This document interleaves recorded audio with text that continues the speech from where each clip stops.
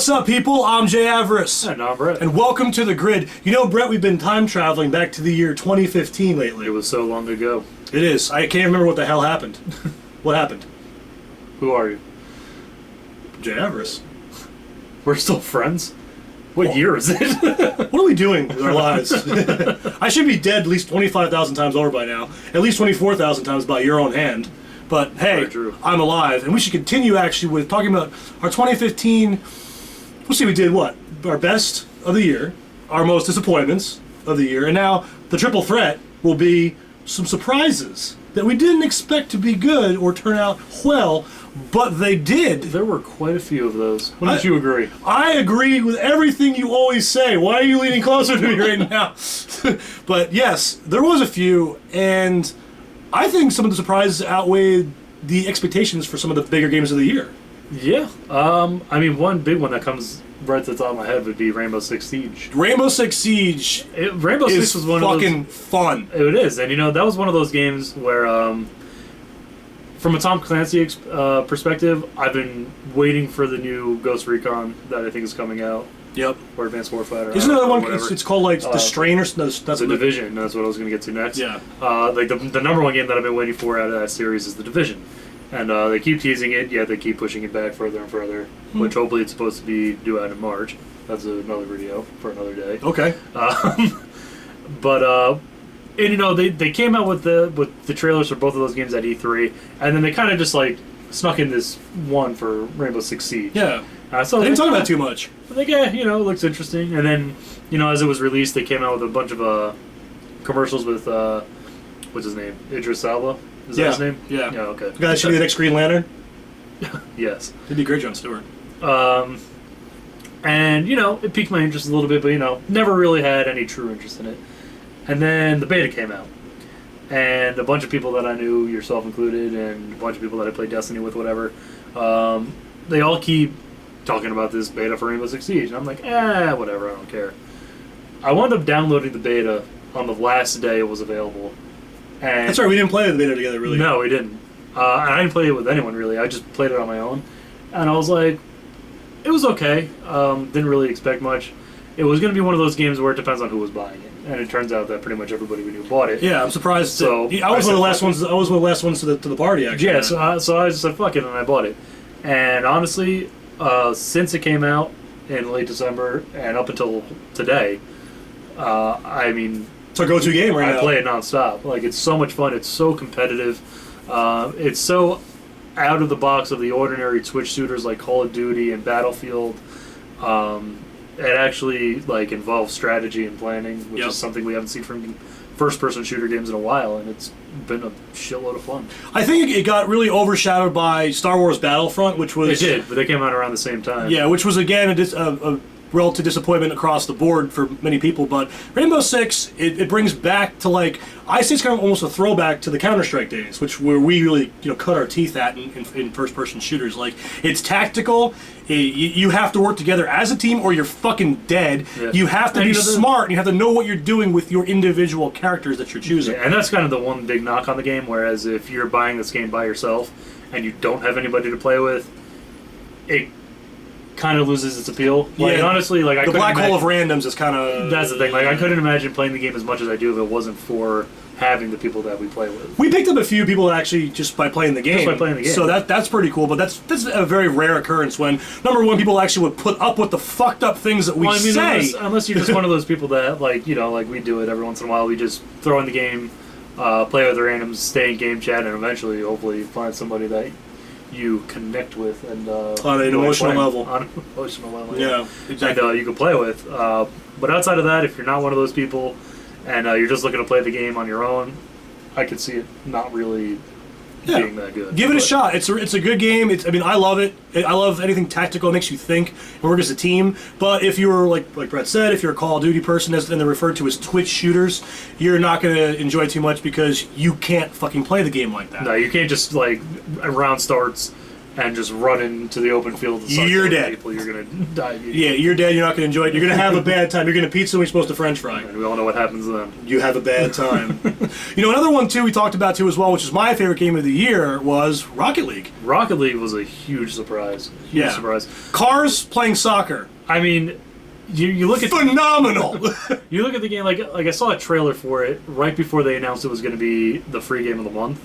I want to say it was July was the free game. June or July? It was definitely sometime in the summer. Yeah, and he's talking to me about it. Like, I saw a trailer. I started to people. Everyone's like, whatever. How could it be? When that game came out and it was free and we downloaded it, holy shit! I don't think I had that much fun playing a sports game or let alone any game in a long time. It's I can see this like in the future at some point. Becoming an actual sport. but unfortunately, people are going to die all the time. If you have problems with the NFL concussion rules, you're going to have problems with the sport Rocket League because you're going to fucking die. And the Jay Avarice mind control and where's the ball, Jay Avarice? Yeah, where's the ball, Avarice? Really friggin' took over a whole new world of just fucked them. And it's really great to see how it caught on esport-wise and how the tournament... And everybody bashed it in the beginning because it's going to be one of those games. It's huge right now because it's the free game. Yeah, wait. A month from now, 2 months from now, nobody's going to be playing it. Well, I was just on the ESL website the other day, and there's still 140 teams registered. Yeah. Ourselves included. Nice, the multiple scoregasms. We will make our triumph return. Well, I'm saying there's even 140, in the last tournament there was 140 teams. Wow. Which is still impressive. And Cosmic Aftershock still probably won every fucking tournament. No, they're sponsored now. They're called something else. It's something... Dick Burger Humperdinks. Blowjobs Incorporated. I think it's like Power Gaming Aftershock. Oh my goodness. You can't think of anything better than that, guys. You're that good and you have zero creativity. I can think of something better in fucking 5 seconds. But, you can't take away from the fact that they are pretty fucking ridiculous. I think you're expecting me to come up with a better name right now, and I didn't Probably, do it. Yeah. I can't do that. I mean, you guys know me. I have nothing good ever to say. Nothing comes out of here into here. No. Reverse. But still, it's that... I love that game. I mean, your randoms... It's always one of those games where... You pick up and play it. I always come back to. Like, when Metal Gear came out, I was stuck on Metal Gear. I didn't stop playing it. But again, after that, went back to it. Same thing with Destiny. Same thing. Even now with Rainbow Six Siege. Yeah. When I don't feel like playing that, I'll go right back to Rocket League and I'll keep playing. Yeah. One that I was actually very, very happy they finally made a good game of this series because I'm a huge, huge fan of it. Well, the real series of it.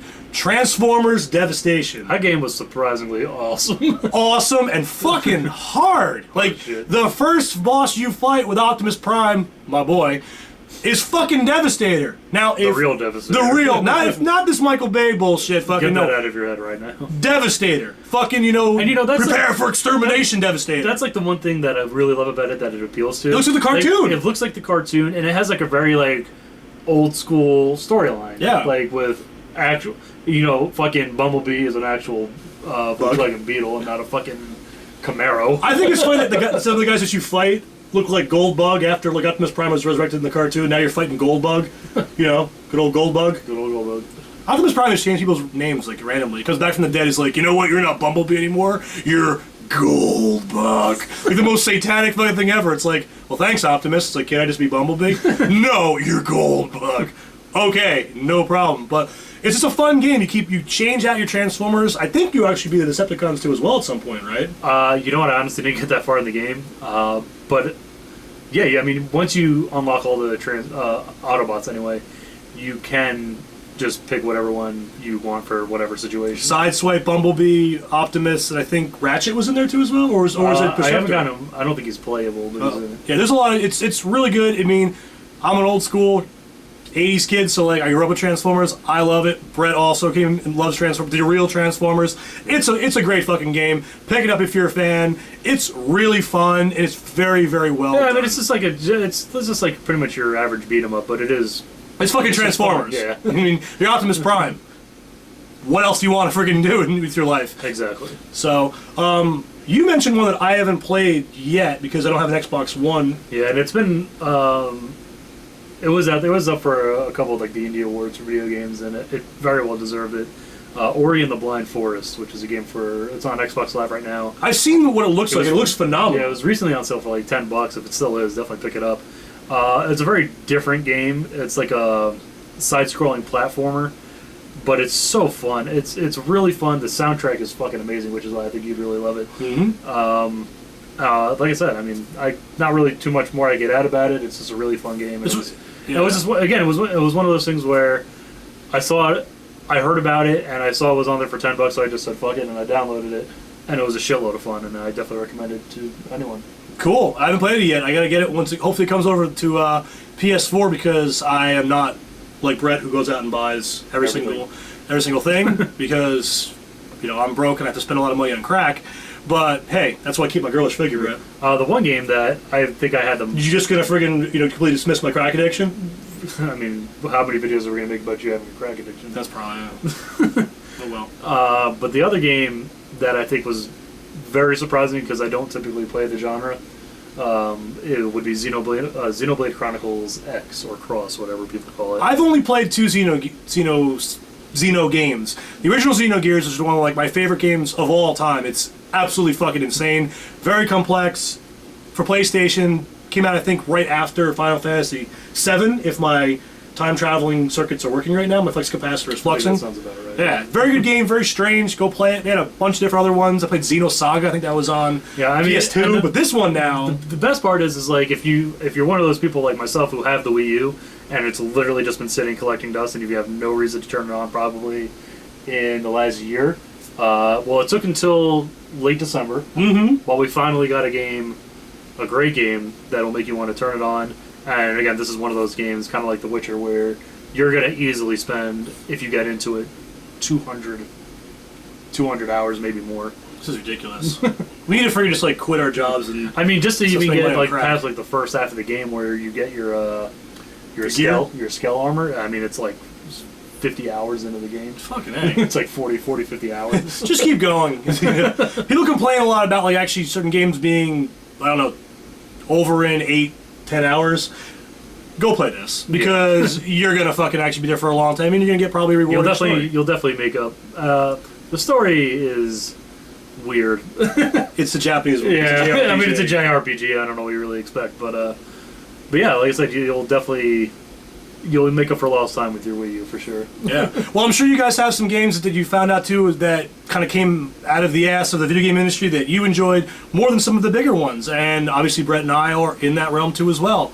But at this point, I think we can stop time traveling. Yeah, I think it's time to start looking forward. To the future, Brett? Or at least maybe the next, 11 months. In the year 2016, in the year... I'm not going to keep doing that. Yeah, please don't.